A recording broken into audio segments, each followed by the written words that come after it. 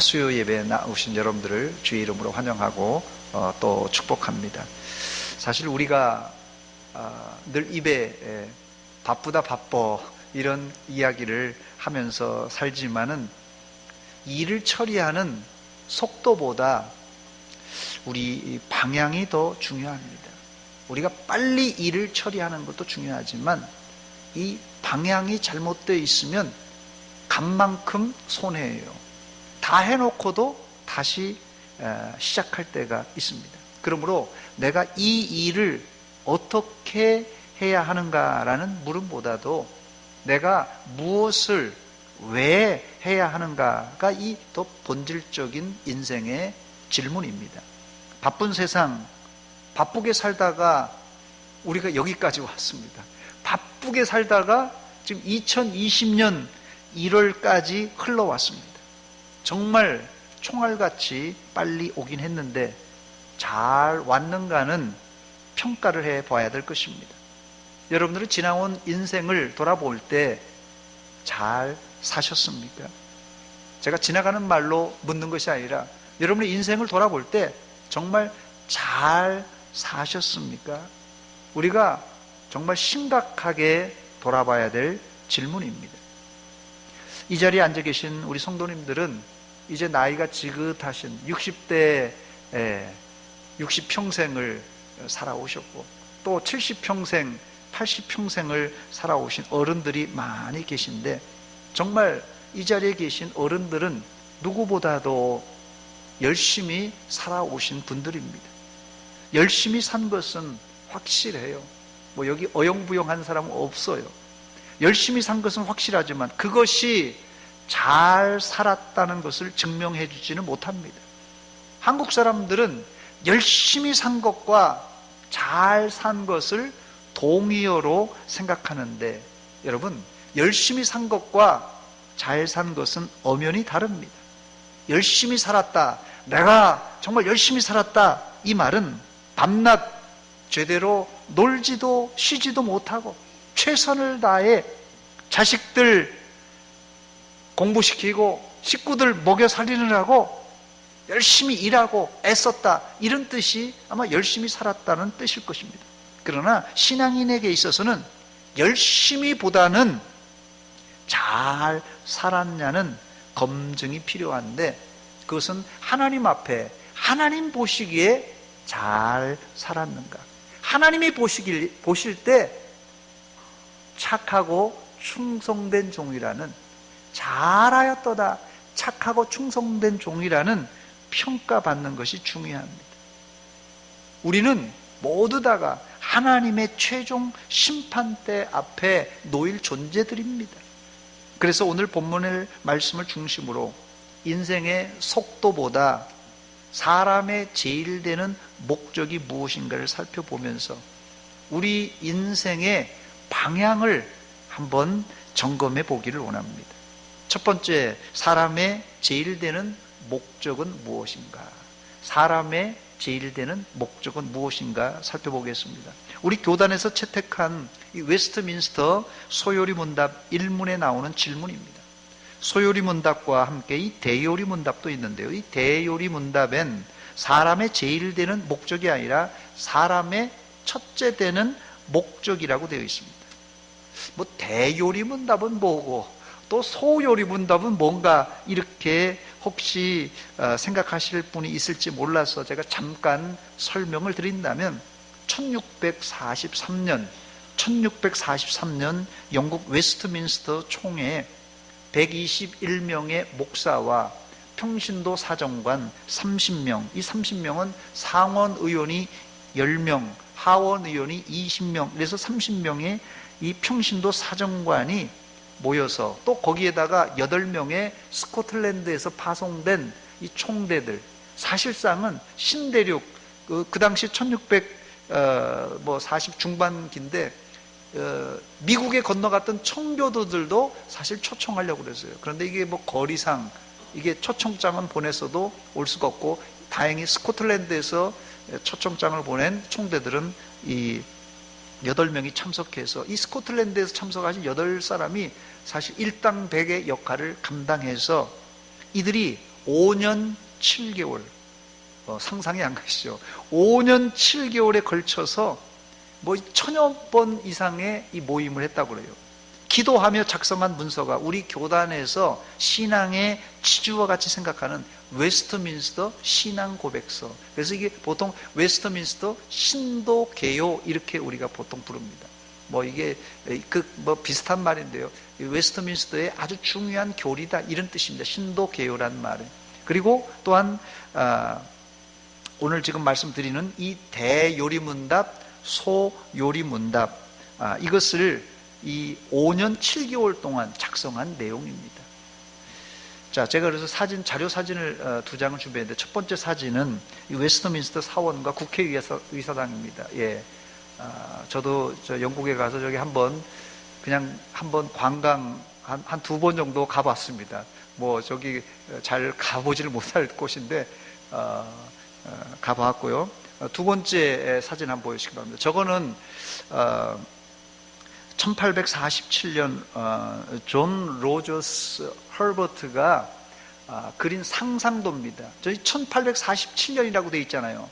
아까 제가 웨스트민스터 신앙고백서가 만들어진 최초가 시작이 1643년이라고 했어요. 그러니까 200년 후에 이 존 로저가 200년 전에 웨스트민스터에서 우리 선진들이 이런 회의를 거쳐서 만들었을 것이다 하는 상상도를 이 화가가 그린 것입니다.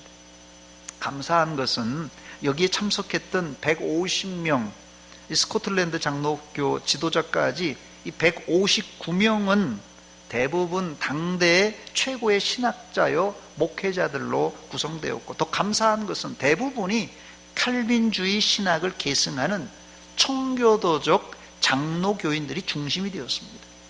이것이 우리가 장로교인으로서 큰 자부심을 갖는 내용입니다. 사실상 이 웨스트민스터 신앙 고백서가 거의 침례교에서도 거의 수정하지 않고 세례를 침례로 이런 토시만 바꿨지, 침례교에서도 거의 이게 표준 문서로 사용하고 있어요. 이게 우리 장로교인들이 만들었다는 것이 얼마나 자부심이 있는지 모릅니다. 처음 이 소요리 문답을 만들 때 의도는, 소요리 문답은 어린아이와 이 학문의 이 학문이 짧은 분들을 위해서 만들어졌고, 대요리 문답은 어른들과 식자층을 위해서 제작되었습니다. 이 대요리 문답의 제1문, 사람의 첫째 되는 목적이 무엇입니까? 라는 질문에, 사람의 첫째 되는 목적은 하나님을 영화롭게 함과 영원토록 하나님을 온전히 즐거워함이라 했고, 또 소요리 문답 1문, 사람의 제일 되는 목적이 뭐냐라는 질문에, 사람의 제일 되는 목적은 하나님을 영화롭게 하는 것과 영원토록 그를 즐거워하는 것이다, 이렇게 되어 있습니다. 이 소요리 문답은 총 107개의 질문과 답으로 구성되어 있고, 마지막에 이 주기도문 강해로 이제 끝납니다. 또 대요리 문답은 196개의 질문, 훨씬 많죠. 107개인데 소요리 문답은, 대요리 문답은 196개의 질문과 답으로 이렇게 구성되어 있고, 역시 주기도문으로 이 요리문답이 끝납니다. 정확하게 말하면 저기 앞에 기록된 대로 소요리문답은 1647년 영국 웨스트민스터 사원에서 11월 5일에 채택되었고, 대요리문답은 1648년 4월 14일에 채택이 되었습니다. 오늘 본문을 제가 소개한 이유는 바로 이 본문이 오늘 웨스트민스터 소요리문답, 대요리문답의 가장 중요한 요절입니다. 우리 한번 오늘 본문을 다시 한번 읽어보겠습니다. 한번 비춰보시기 바랍니다. 자, 그런즉 같이 읽습니다. 시작. 그런즉 너희가 먹든지 마시든지 무엇을 하든지 다 하나님의 영광을 위하여 하라 했습니다. 여러분, 이 구절이 갑자기 나온 구절이 아니고, 제가 시간이 없어서 이 구절만 읽었는데, 이 구절의 배경은 바울 사도가 고린도 교인들에게 편지를 하면서 고린도 교회에 있었던 문제들을 풀어가면서 이 말을 결론적으로 한 내용입니다. 당시 고린도 교회 안에는 우상에게 바쳐진 고기를 먹어도 되냐 안 되냐 하는 문제로 골치가 아팠습니다. 바울 사도는 이런 내용을 알고는 우상에게 드려진 고기를 먹느냐 마느냐 하는 답을 하고 있는데, 그 결론이 뭐냐 하면 오늘 본문 이 내용이에요. 그런즉 너희는 먹든지 마시든지 무엇을 하든지 다 하나님의 영광을 위하여 하라입니다. 지금은 어떨런지 모르지만 제가 어릴 적만 해도 시루떡이란, 여기 우리 청년들 시루떡 알지 모르겠는데요, 이 시루떡이란 거의 동네에서 구슬하든지 고사를 지낼 때 제사상에 올려놓던 떡입니다. 시루떡이. 우리나라 사람들은 인심이 좋아서 굿이나 이 고사를 지내고 나서는 이웃들에게 떡을 돌리고 나누어주는 풍습이 있었어요. 그런데 과연 그리스도인들이 굿을 하고 고사를 드리고 돌린 떡을 먹어도 되느냐, 먹지 말아야 되느냐? 여러분들이 어떻게 생각하세요? 지금 옆집에서 굿을 했는데 예수 믿는 줄 알면서도 굿하고 나서 또 고사를 드리고 나서 이 시루떡을 가져왔어요. 먹어야 되느냐 말아야 되느냐? 이런 것은 지금 우리 시대에도 큰 문제지만 2000년 전에 고린도 교회는 아주 심각한 문제였습니다. 당시 고린도 지역에는 10여 개 이상의 신전들이 있었어요. 뭐 아폴로 신전부터 시작해서 여신 비너스 신전부터 시작해서 아주 유명한 신전들이 10여 개나 있었어요. 그래서 이 고린도 시장에 나와 있는 고기는 거의 백발백중 우상에게 제사하고 남은 것을 내다 파는 고기였어요. 그런데 바울 사도는 이것을 어떻게 하라고 합니까? 고린도서 10장 27절 보니까 불신자 중 누가, 불신자예요. 안 믿는 사람입니다. 불신자 중 누가 너희를 청할 때, 예수 안 믿는 사람이 우리를 식사 자리에 청했어요. 너희가 가고자 하거든. 이왕 갔다면 너희 앞에 차려놓은 것은 무엇이든지 양심을 위하여 묻지 말고 어떻게 하라고요? 먹으라 그랬어요. 먹으라. 혹시 이것이 제사상에 올라갔던 고기라도 묻지 말고, 묻지도 따지지도 말고 먹으라, 이렇게 얘기했던 것입니다. 그래서 고린도전서 10장 25절엔 무릇 시장에서 파는 것은 양심을 위하여 묻지 말고 먹으라 그랬어요.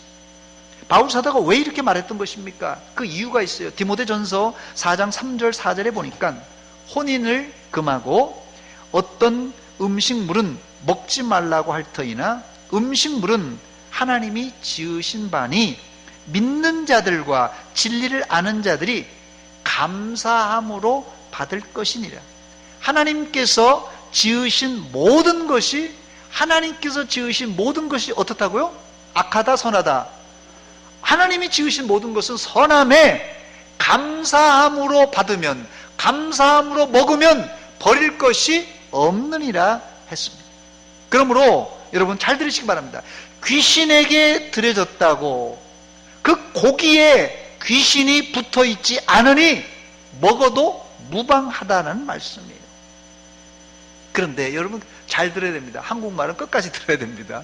그런데 바울 사도는 한 가지 예외 조항을 내놓았습니다. 여기 본문에 고린도전서 10장 28절에 보니까 누가 됐든지 누가 너희에게 이것이, 이거 보니까 저 고사 드리고 국거리 하고 나서 이거 우상에게 제사하고 드린 제물이라 이렇게 말하면은 알게 한 자와 그 양심을 위하여 뭐라고요? 먹으라, 먹지 말라. 먹지 말라 그랬어요. 한 가지 예외 조항이 바로 우상에게 드려진 것을 사람들이 알게 하면 건덕상 먹지 말라는 것입니다. 앞에서는 먹으라, 뒤에서는 먹지 말라. 좀 헷갈린데 여러분 이거 잘 들으셔야 됩니다. 여기 인생 산전수전 공중전 다 겪으신 분들이니까 제가 말씀드리는 것입니다. 우리 청년들도 잘 들으시기 바랍니다. 이게 삶의 지혜인데요, 이게 앞에서는 먹으라고 그러고 뒤에서는 먹지 말라고 그러고 이게 모순이 아닙니다. 여러분 성경에 잘 읽어보면 모순 같은데 이게 모순이 아니라 이게 뭐냐면 상호 보충적인 설명이에요. 이제 인생을 살아오신 분들은 이게 무슨 말인지 알 거예요. 상호 보충적인 설명입니다. 즉 하나님이 주신 음식은 어떤 음식이든지 맛있게 먹으면 괜찮다는 것이에요. 그러나 이 음식에 대하여 꺼림칙하게 생각하고 우상에게 드려진 고기를 먹으면 안 된다고 한 사람이라도 트집을 잡거나 또 깨림칙하게 생각하는 사람이 있다면 그때는 먹지 말라는 것이에요. 그 이유는 트집 잡는 사람과 주변에 믿음이 약한 사람이 그것을 보고 내가 우상에게 드려진 고기를 먹는 걸 보고 실족할까봐 그때는 먹지 말라는 것이에요. 그래서 바울 사도는 오늘 본문 말씀에 그런즉 뭐라고요? 너희가 먹든지 마시든지 무엇을 하든지 다 하나님의 영광을 위하여 하라 그랬던 것입니다. 그러므로 하나님께 영광은 단순히 내가 하나님께 영광 돌립니다, 내가 영광 돌립니다 이렇게 해서 영광 받는 게 아니라 주변에 덕이 되느냐 안 되느냐를 따져서 이게 건덕을 잘 생각하고 주변에 덕이 되는 것을 생각하고 그것을 하라는 말씀이에요. 우리 가운데 나는 깨끗하다, 나는 하나님의 영광을 위하여 산다 이렇게 하면서 주변 사람들을 힘들게 하거나 혹은 안하무인격으로 신앙생활을 아주 열심히 하는 사람이 있어요. 열심히 하는 사람. 이런 분들은 아무리 열심을 해도 하나님께 영광 못 돌립니다, 여러분. 우리 삶의 목적은 하나님께 영광 돌리는 거지만 그 과정과 방법은 이 땅에서 덕을 끼치며 다른 사람의 이 신앙을 해치지 않는 수준에서 해야 한다는 사실입니다. 이게 그래서 이게 모순되는 삶이 아니라 서로 상호 보충적인 이 신앙생활이 필요하다는 것이에요. 그래서 사실은 신앙생활이 힘든 겁니다. 신앙생활이 간단한 게 아니에요. 나만 잘하고 나만 되는 게 아니라 우리는 이 공동체 안에서 해야 되기 때문에 나 혼자만 앞서갈 수도 없고 나 혼자만 삐딱해도 안 된다는 것이에요. 사실 이 절에서 승려가 결혼도 하지 않고 딸린 식구도 없이 혼자 도 닦는 것 어떻게 보면 쉬울지 모릅니다. 그러나 우리는 한 발은 세상에 놓고 또 우리의 마음은 하늘을 바라보고 신앙생활을 하기 때문에 결단코 이게 쉽지가 않습니다. 그럼에도 불구하고 우리는 먹든지 마시든지 무엇을 하든지 다 하나님의 영광을 위해서 살아야 할 것입니다. 아멘. 두 번째, 외람되지만 늦었을지라도 지금이라도 우리의 삶의 의미, 목적을 다시 설정하고 달려가야 합니다. 왜냐하면 아까 말씀드린 대로 우리가 아무리 열심히 막 달려가도 잘못 방향을 잡으면 달려간 만큼 손해예요. 그거는 인생 다 살고 나서 그런 분들 봤어요. 인생 다 살고 나서 내가 잘못 살았어 이렇게 얘기하는 분들이 있더라고요. 인생 다 살고. 그런데요, 사실상은 인생 다 살고 끄트머리에 내가 잘못 살아서 이렇게 반성할 수 있는 사람은 그래도 잘 산 사람이에요. 그래도 괜찮은 사람이에요. 그러나 끝까지 자신이 잘 산 줄 알고 있다가 하나님 심판대 앞에 서서 하나님, 내가 주저리 내가 병도 고치는 일에 하고 내가 교회를 위해서 이렇게도 하고 이런 봉사도 했습니다 막 이렇게 살았다고 해도 그때 방향이 잘못되면 이거는 너무 늦은 것입니다. 그렇기 때문에 지금이라도 우리 삶의 목적을 다시 설정하고 달려가야만 합니다. 인터넷에 제가 이 삶의 의미라는 단어를 쳐서 검색을 해보니까 이 삶의 의미, meaning of life라는 그런 단어가 이렇게 정의되어 있더라고요. 삶 또는 전반적인 실존의 목적과 의의를 다루는 철학적인 의제, 그렇게 했어요. 삶의 의미가 뭐냐 그랬더니 철학적인 의제라 이렇게 되어 있습니다. 이 삶의 의미를 제가 조금 질문으로 한번 바꿔보는데요. 삶의 의미가 뭔가? 우리는 왜 여기 있는가? 이렇게 질문을 바꿔봤습니다. 우리는 왜 여기 있는가? 여러분들은 지금 여기 왜 있습니까? 여기에 물음에 답할 수 있어야 됩니다. 이게 삶의 의미예요. 넓은 의미에서. 이 문제는 역사 이래 아까 말한 것처럼 철학적 의제였어요. 무수한 철학자들이 인생이란 무엇인가, 삶의 의미가 무엇인가를 풀려고 고민해서 1000년, 2000년, 3000년, 4000년 지금까지도 철학자들이 풀지 못한 질문입니다. 이 질문은 예수를 믿든 안 믿든 누구나 예외 없이 대답해야 되는 인생의 본질적인 질문입니다.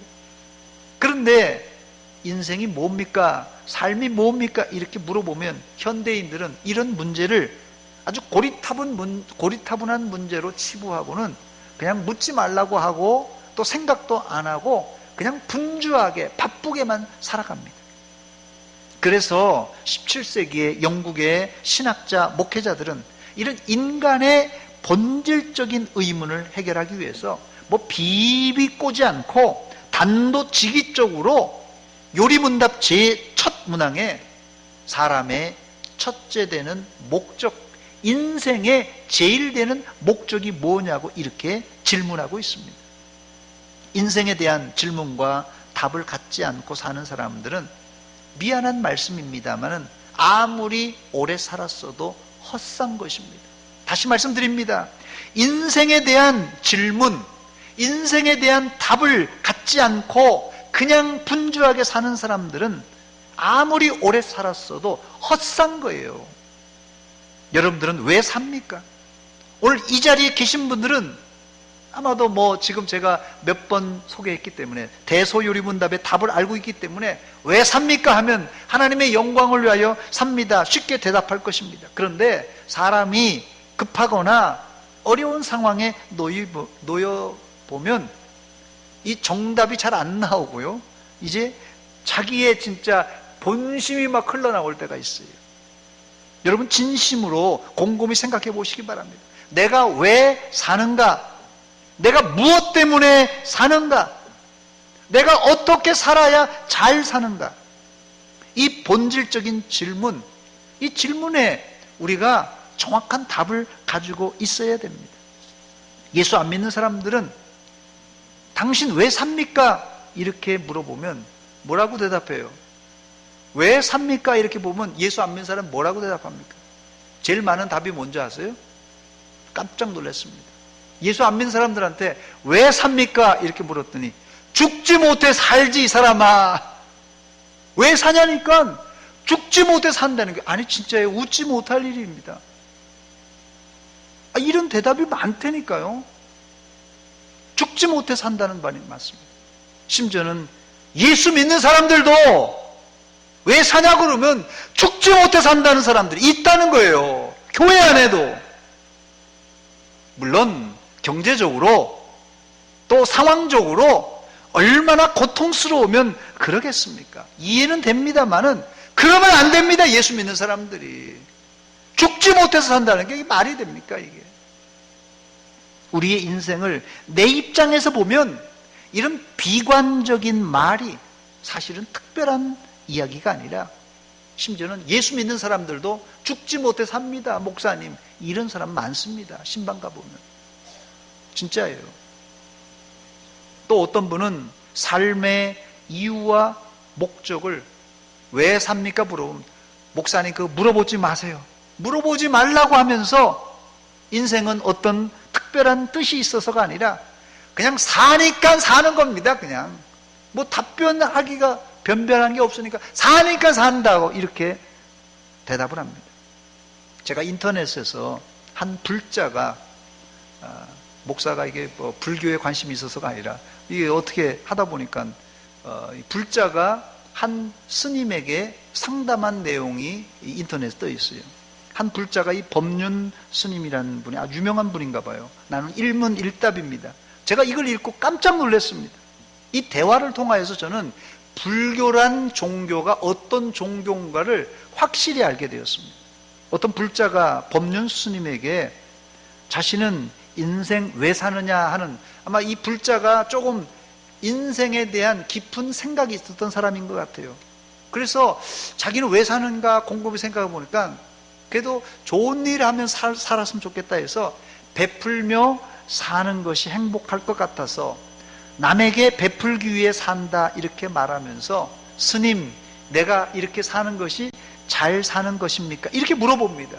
여기까지는 그런 대로 괜찮아요.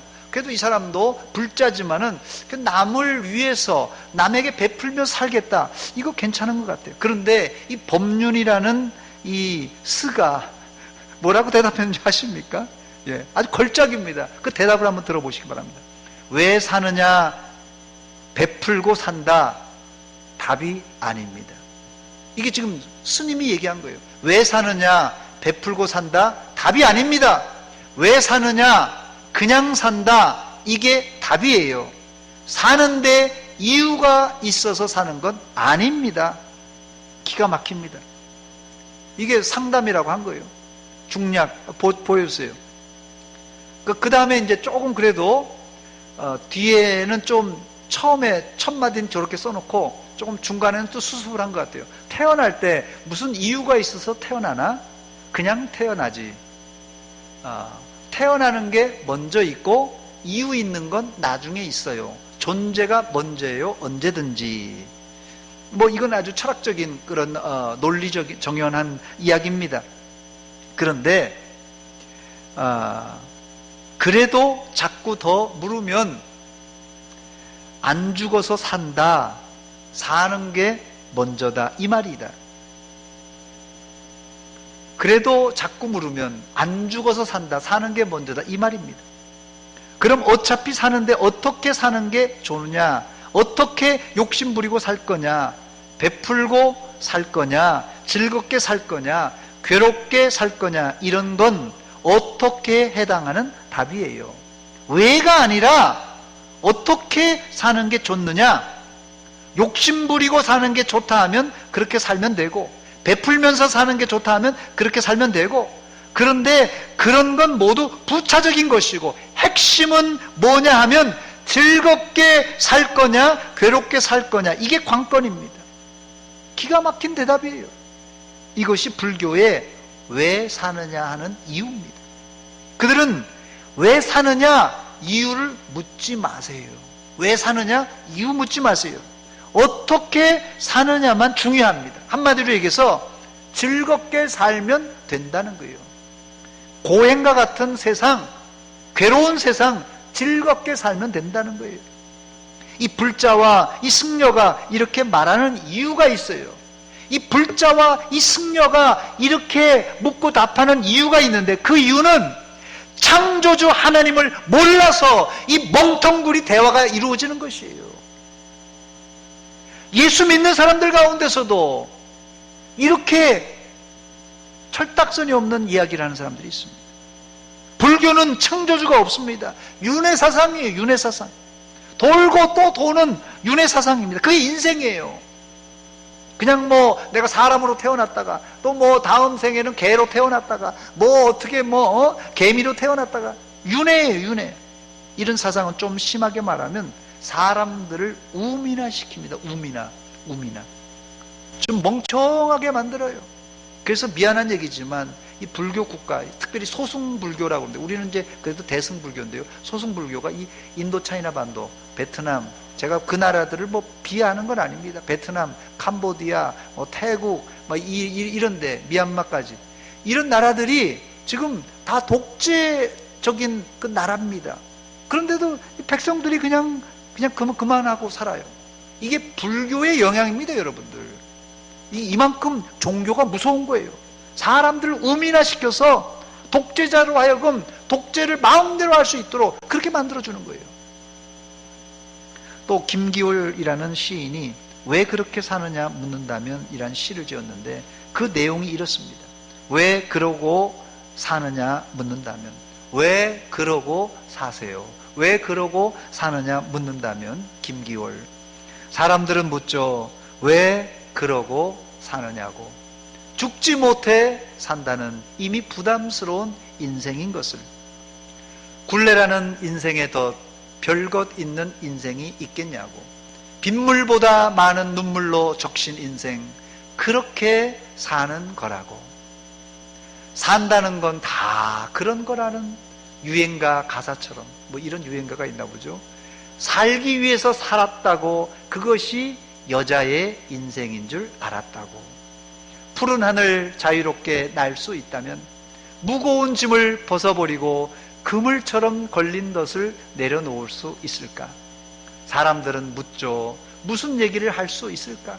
인연의 끈을 놓지 못하고 이렇게 숨죽인 절벽의 통곡을 왜 그러고 사느냐고 묻는다면 어떤 말을 빌릴까요?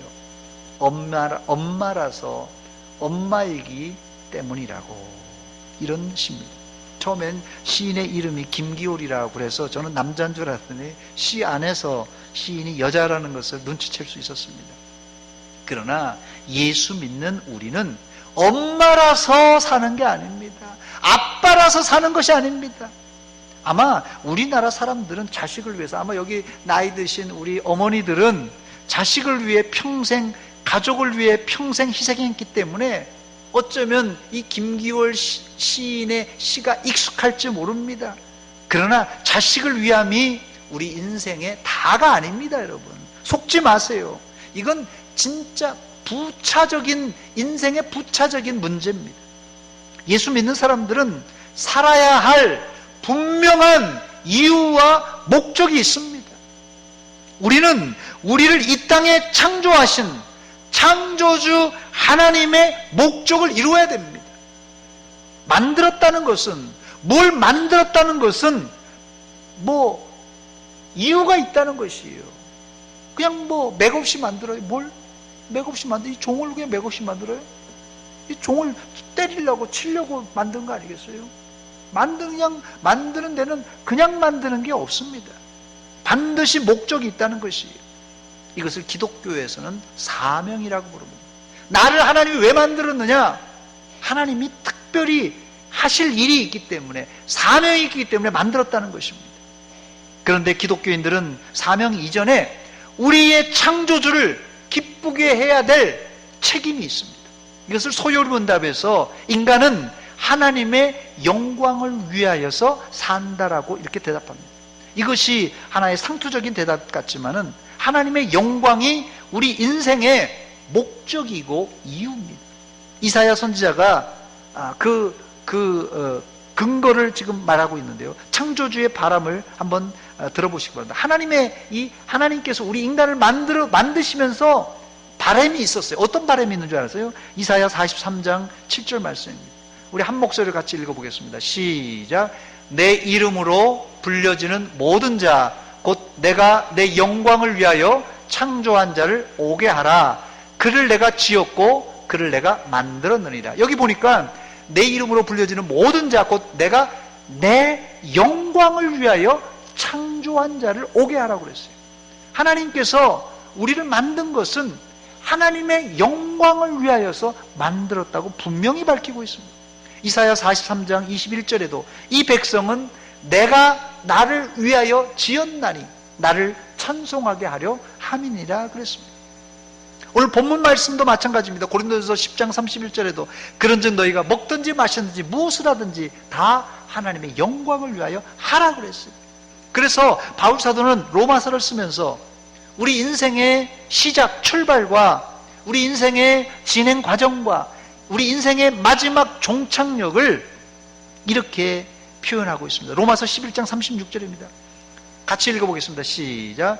이는 만물이 주에게서 나오고 주로 말미암고 주에게로 돌아감이라. 그에게 영광이 세세 있을지어다. 아멘. 그랬습니다.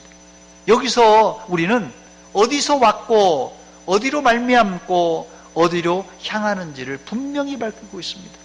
우리가 만물 안에 우리가 들어가 있으니까 만물이 주에게서 나오고 하나님으로부터 나왔다는 것이에요. 주로 말미암고 주님을 통하여라는 뜻이에요. 주님을 관통하여 어디로요? 주에게로 돌아감이라 그랬습니다. 그리고 그 과정과 그 결론은 뭡니까? 하나님이 세세토록 영광을 받기 위함이라고 밝히고 있습니다.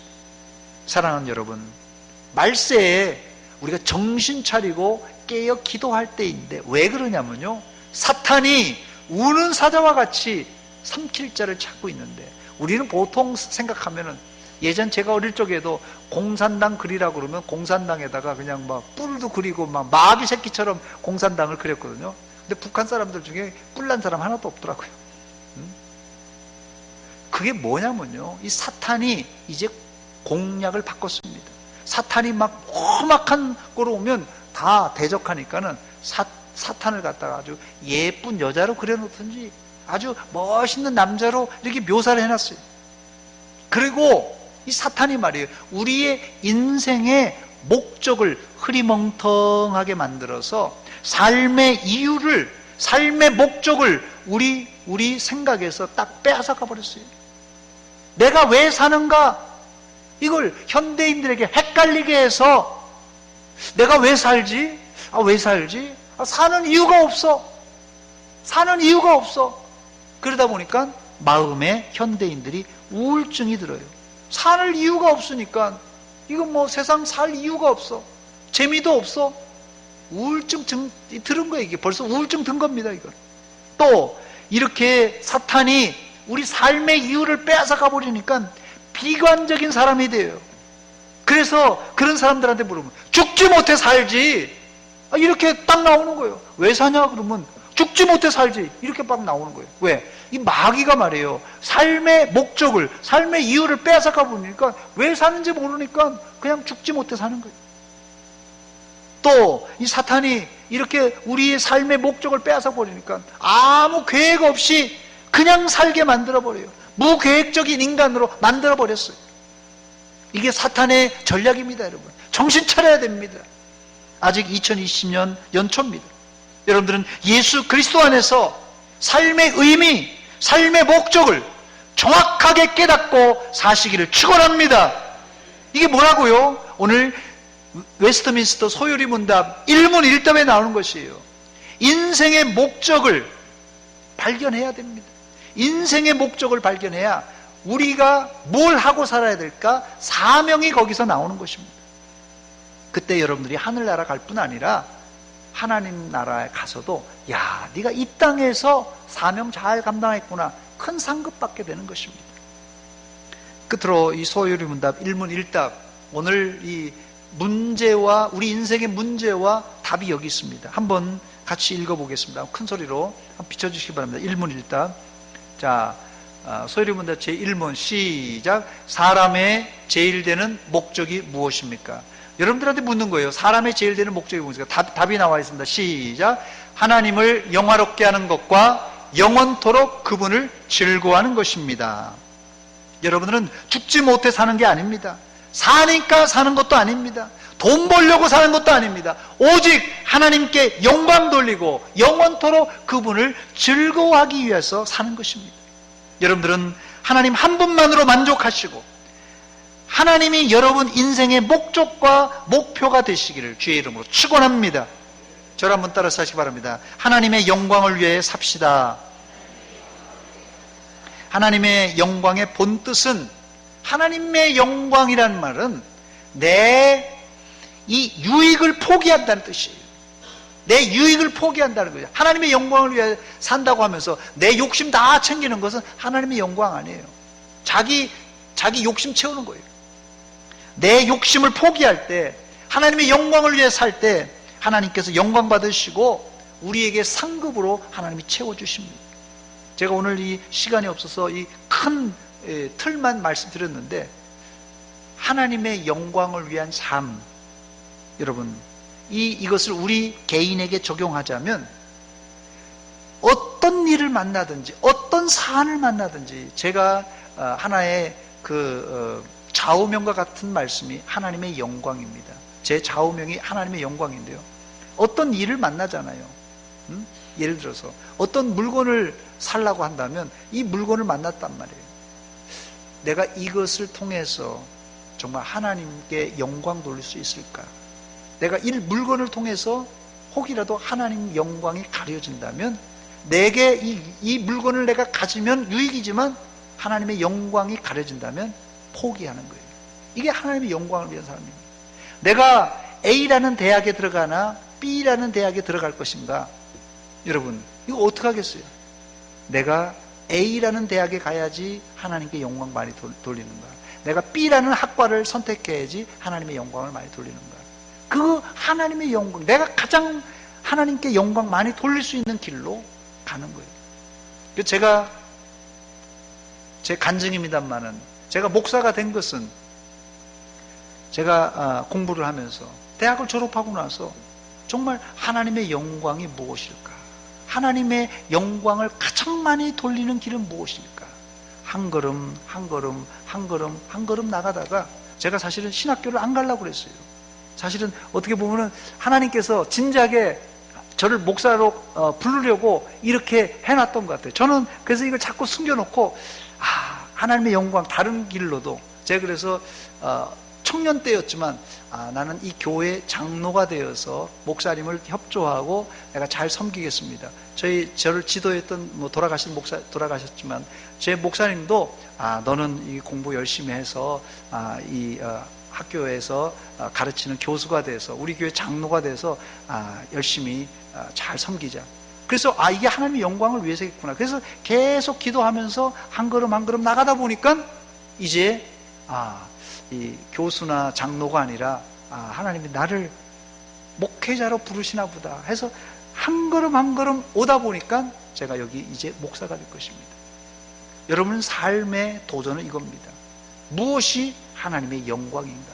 여러분들이 어떤 선택의 기로에 섰을 때, 어떤 것을 선택할 때, 또 어떤 방향을 여러분 잡을 때 이것이 하나님의 영광입니까? 아니면 내 욕심을 채우는 일입니까?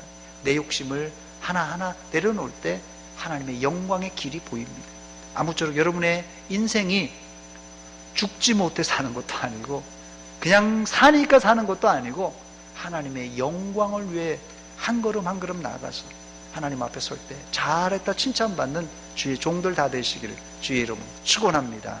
기도하겠습니다. 이 시간 기도할 때 하나님, 우리 인생을 이렇게 살아왔는데 그냥 사니까 살았고 60, 70, 80평생을 이렇게 시간을 허비하며 살았습니다. 하나님, 이제 혹이라도 열심히 살았지만 방향을 잘못 잡았다면 이제 내 욕심을 내려놓고 하나님의 영광을 위하여 살게 하여 주시옵소서. 이제까지 잘못된 삶이 있으면 다시 돌아와서 하나님의 영광을 위하여 살겠습니다. 결단하며 다짐하며 기도하겠습니다. 하나님 같이 기도합니다. 하나님, 우리 아버지 은혜와 사랑 감사드립니다. 이 밤에 하나님 말씀으로 도전 주신 하나님, 먹든지 마시든지 무엇을 하든지 다 하나님의 영광을 위하여 하라고 명령하셨지만 우리는 시시때때로 내 욕심과 내 생각과 내 방법대로 하나님 살려고 애썼습니다. 하나님, 내 생각을, 내 자존심을, 내 모든 것 다 내려놓고 이제 앞으로 하나님의 영광을 위하여, 교회의 유익을 위하여, 성도들의 유익을 위하여 살게 하여 주시옵고 오직 하나님께만 영광 돌리게 하여 주시옵소서. 하나님, 우리의 잘못된 모든 아버지여 행실과 말과 생각들 하나님 아버지 용서하여 주시옵고 이제 하나님 앞에 바로 설 수 있도록 주님 도와주시고 2020년 하나님 연초입니다. 우리 인생의 방향을 바로잡고 주님께 달려갈 수 있는 믿음의 종들 다 될 수 있도록 주여 역사하여 주시옵소서. 아버지 불쌍히 여기시옵소서.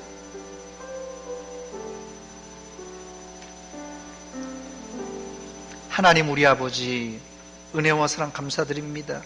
이 밤에 저희들 인생의 목적과 이유를 살펴보았습니다. 우리가 열심히 산다고 달려왔지만 헛살지는 않았습니까? 열심히 달려왔지만 내 욕심만 채우질 않았습니까? 하나님, 모두 다 내려놓고 오직 먹든지 마시든지 무엇을 하든지 이제 앞으로는 하나님의 영광을 위하여 살게 하여 주시옵소서. 예수님의 이름으로 기도하옵나이다. 아멘.